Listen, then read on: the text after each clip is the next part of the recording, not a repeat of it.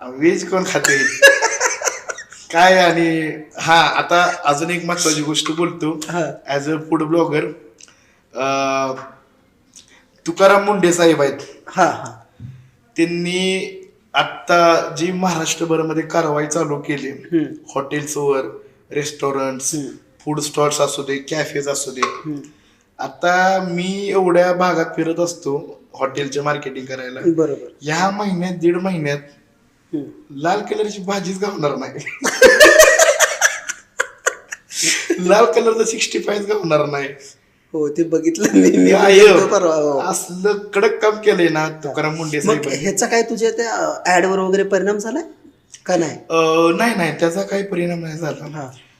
उलट लोकांसाठी खरंच खूप भारी झाले.